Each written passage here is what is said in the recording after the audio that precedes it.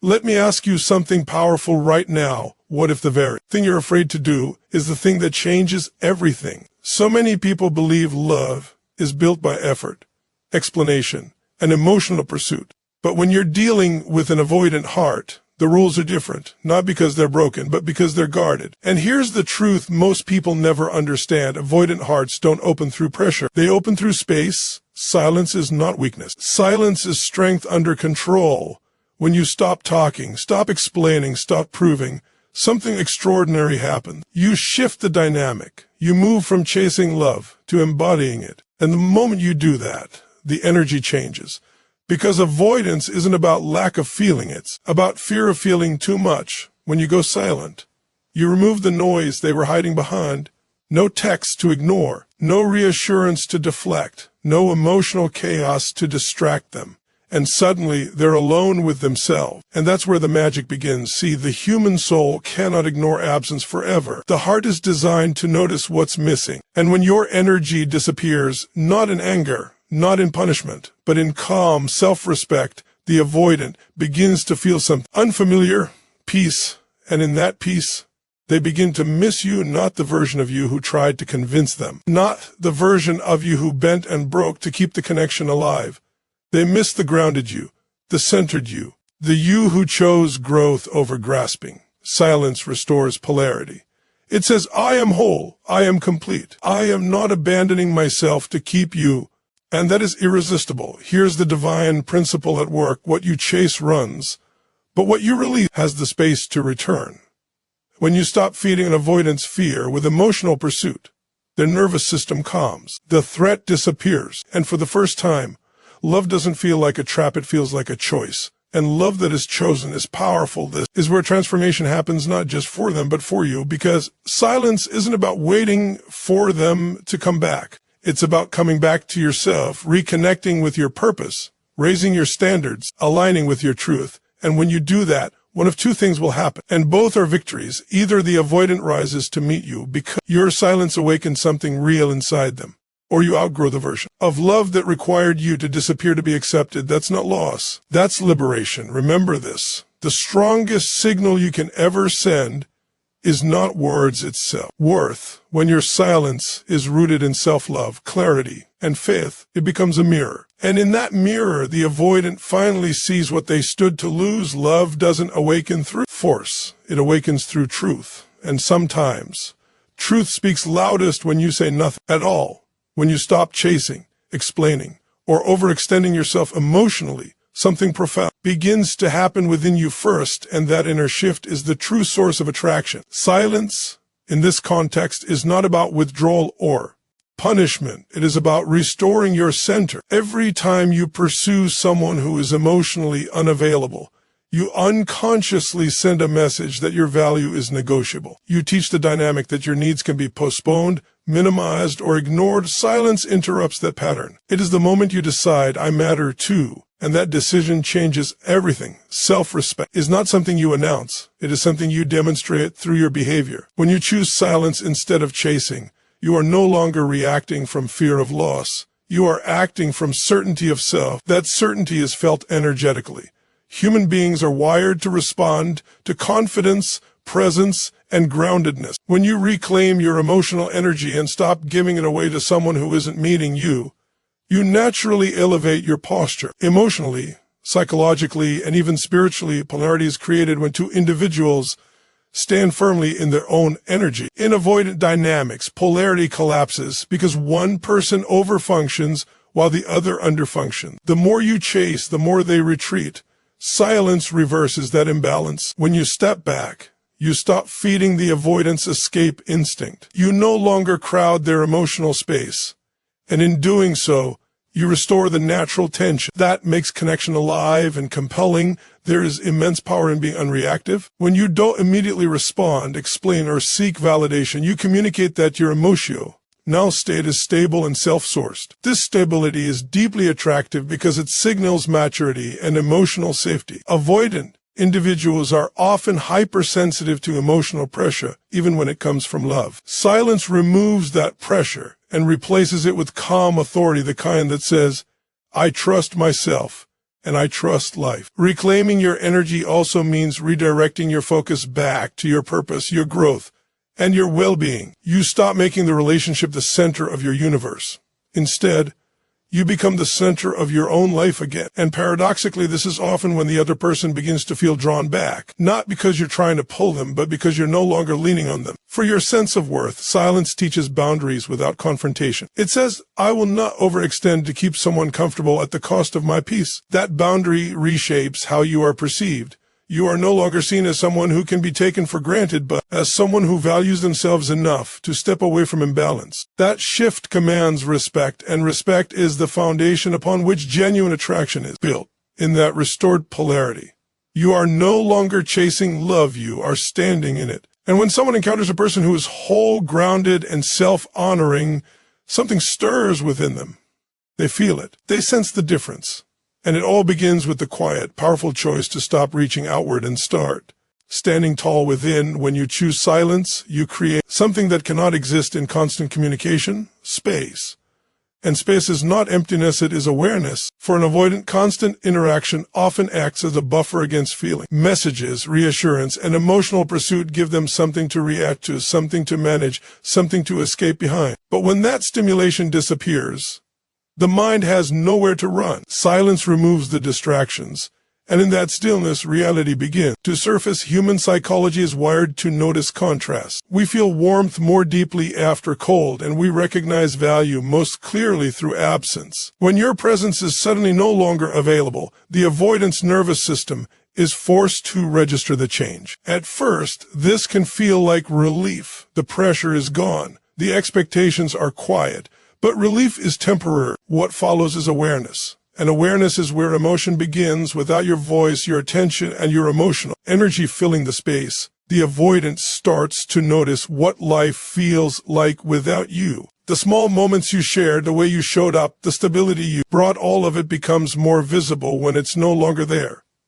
Silence becomes a mirror, reflecting what was taken for granted, not through guilt or confrontation, but through experience. Avoidant individuals often suppress longing because longing feels dangerous. It implies dependence, vulnerability, and potential loss. When you were present and pursuing, they didn't have to feel that longing fully because you were always there. Silence changes that equation.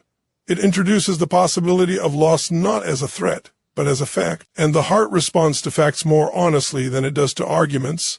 In the quiet, memory becomes louder. The mind begins to replay interactions, tone, energy, and moments of connection. This is not conscious manipulation, it is the psyche recalibrating. Silence forces the avoidant to supply what you used to provide: emotional processing. And when they begin to process, feelings they once avoided start to rise to the surface. What's important to understand is that this awareness cannot be rushed. Silence works because it respects timing. It allows emotions to unfold naturally, rather than being forced into expression. Love that emerges from awareness is far more powerful than love that emerges from pressure. One is chosen, the other is negotiated. As the days pass, silence begins to create an internal dialogue within the avoidant. Questions arise. Why do I miss them? Why does this feel heavier than I expected? What did they give me that I didn't realize I needed? These questions mark the shift from avoidance to reflection. And reflection is the doorway to emotional truth, the absence of. Your energy also removes their sense of control over the dynamic. When you are no longer predictably available, the avoidant must confront uncertainty. And uncertainty awakens desire. It pulls them out of emotional autopilot and into presence. Suddenly they are no longer running from connection, they are running toward understanding. Silence does not beg for love, it invites realization. And realization is the moment when the avoidant finally stops numbing and starts feeling. In that space, something real can finally be acknowledged, not because it was demanded, but because it could no longer be ignored. When emotional pressure disappears, something subtle yet profound happens inside an avoidant person. Their nervous system exhales. Avoidant attachment is not rooted in lack of care, it is rooted in a deep association between closeness and overwhelm. For them, Emotional intensity often feels like danger. Questions, expectations, emotional processing, and the need to reassure can trigger a fight-or-flight response long before love ever has a chance to breathe. Silence changes the entire physiological experience of connection. When you stop reaching out, stop asking for clarity, stop trying to define the relationship, you remove the perceived threat. The avoidant no longer feels cornered or evaluated. Their body moves out of defense mode and into regulation. This is critical because no one can access genuine emotion while they feel unsafe. Love cannot grow in survival mode. Silence becomes a signal not of abandonment but of non-intrusion. Detachment is often misunderstood. It is not emotional coldness or indifference. It is emotional sovereignty. When you attack, you are no longer attempting to manage their feelings or outcomes. You release the unconscious belief that love must be earned through effort. This emotional independence communicates safety on a level words never could. It says, I am not here to control you, fix you, or trap you. I trust your autonomy and I honor mine. For the avoidant, this is disarming. They are accustomed to feeling responsible for someone else's emotional state, even if they never admit it. That responsibility creates guilt, resistance, and eventual withdrawal. When you detach, you remove that burden. Suddenly, being connected to you does not feel like carrying weight. It feels like standing on level ground. As their nervous system calms, something remarkable occurs. Curiosity replaces fear. Instead of thinking, how do I escape this? They begin to wonder, why do I feel calmer thinking about them now? Safety opens the door to introspection, and introspection opens the door to authentic emotion. This is where love has a chance to emerge, not the anxious, reactive version, but the quiet, steady recognition of connection. When there's no pressure to perform emotionally, avoidance can finally feel what has been buried beneath self-protection. Detachment gives them the freedom to choose rather than react, and choice is the birthplace of real intimacy. Your silence also models emotional regulation. You show without preaching that you can tolerate uncertainty, discomfort, and space without collapsing. That strength is contagious. It subtly invites the avoidant into a new relational experience, one where closeness does not equal loss of self. In this state of safety, their heart softens, not because they are chaste, but because they are no longer afraid. Love that grows here is not fueled by anxiety or urgency. It is rooted in calm awareness, respect, and genuine desire. Detachment does not pull them closer by force. It creates an environment where closeness no longer feels dangerous. And when fear dissolves, the heart does what it has always wanted to do: connect freely, honestly, and on its own terms. One of the most misunderstood aspects of silence is the belief that it is a tactic designed to provoke a reaction. When silence is used as manipulation, it carries tension, expectation, and hidden agendas, and people can feel that. True silence, however, is something entirely different, and it is alignment. It is the moment you stop trying to orchestrate outcomes and start living in emotional integrity. You are not withdrawing to make someone chase you. You are stepping back because continuing forward would mean betraying yourself. Manipulation comes from fear and lack.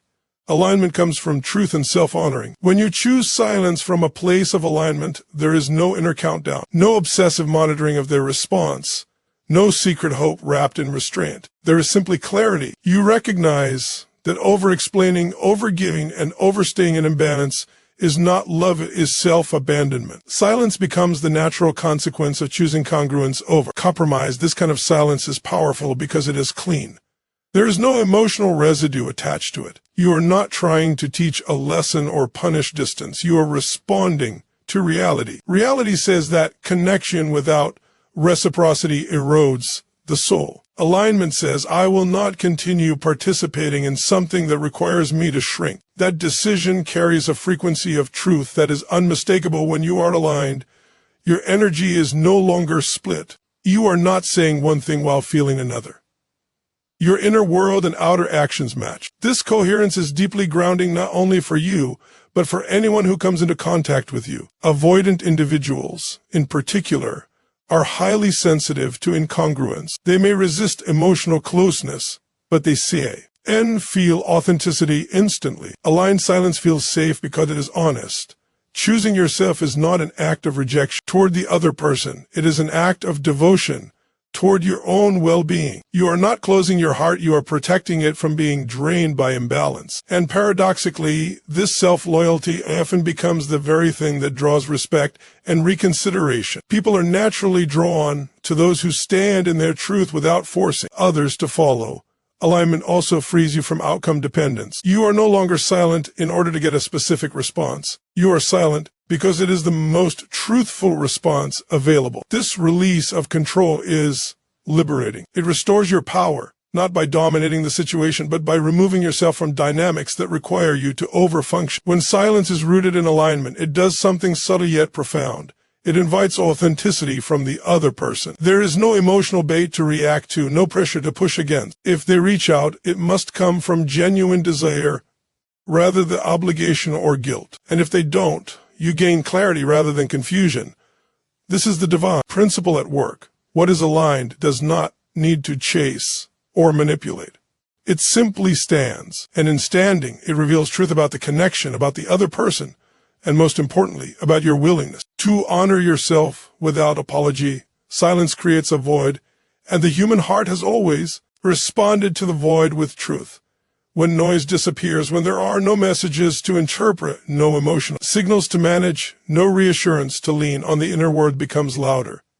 This is where something sacred happens. The absence of your presence does not erase you. It amplifies the essence of what you represented. In the quiet, love is no longer obscured by habit or avoidance. It has room to reveal itself. Avoidant individuals are masters at staying busy internally. They intellectualize feelings, rationalize distance, and keep emotional doors partially closed so nothing overwhelms them. Constant interaction gives them a way to stay in control. Silence removes that control gently but firmly. Without external stimulation, the psyche turns inward.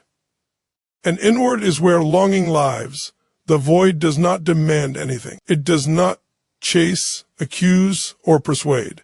It simply exists. And that is why it is so powerful. In that empty space, the avoidant is no longer responding to you. They are responding to themselves. They begin to feel the emotional echoes of the connection, not the anxiety, not the expectations, but the essence, warmth, safety, familiarity, resonance. What emerges in silence is not fear-based attachment. Fear-based attachment thrives on immediacy and reassurance. It needs constant contact to survive. But love-conscious, chosen love does not need noise.